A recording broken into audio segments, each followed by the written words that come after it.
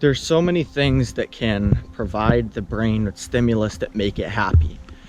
Oftentimes people think that dopamine is the #1 thing for this, and honestly, it's right. Dopamine is a very powerful substance within the body, and it often is triggered when people are on quests, when they are in a process. You don't experience a huge amount of dopamine surge when you achieve an end result. It's what you feel during the quest, during the adventure. That's what really allows for massive dopamine releases to happen within your body and brain.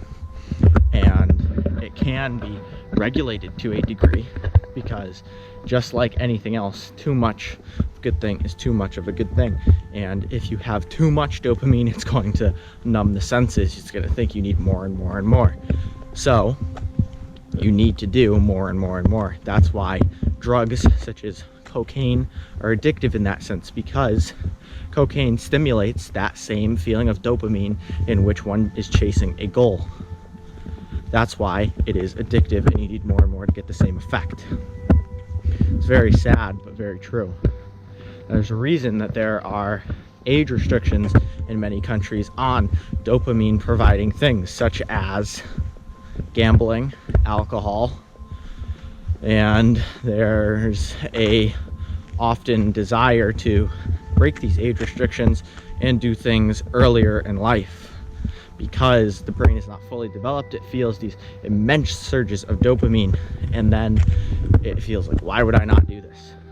And to an undeveloped brain, one such as a 16 to 19-year-old, for example, they just don't understand that it's not, that the long term is more important than the short term, and that doing these things such as drinking, gambling, whatever it may be, is detrimental to the effect.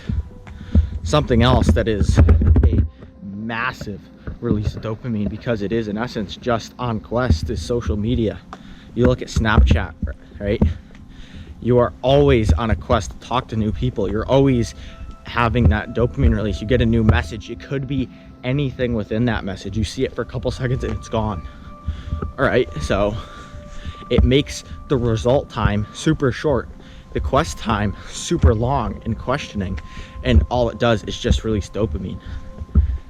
It literally numbs you to dopamine. And that's why people feel so depressed after using social media. When they see all these other people's lives, they feel so excited, like it's a possibility, this could happen, that could happen. There's so much possibility, which creates that release. And then they realize that, oh, that's not the truth. That's just somebody else's reality. It's just a picture. And they just go back in the cycle, because that's what they know. It's so easy. It's so easy to turn on your phone and just look and to observe and to get that release of dopamine. But just like anything, if it was easy to get, it probably isn't worth the reward. If you really want to feel dopamine releases within your body and to feel good in the long and short term, you need to experience a grind to get that reward. It's not easy.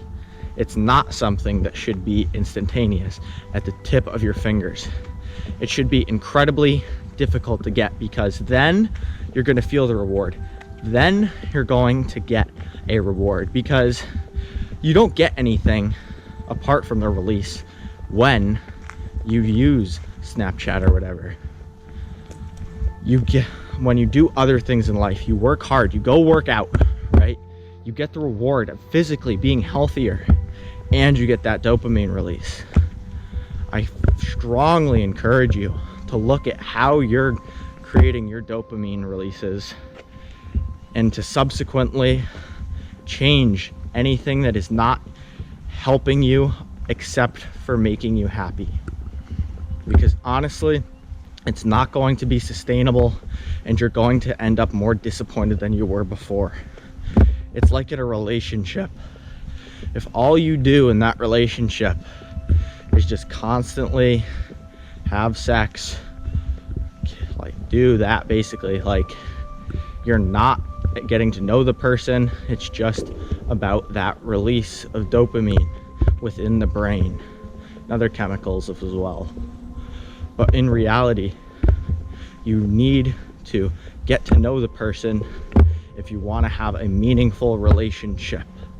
And you can't just rely on the dopamine releases. You have to know the person, and you need to do the hard work of learning before you can get the reward.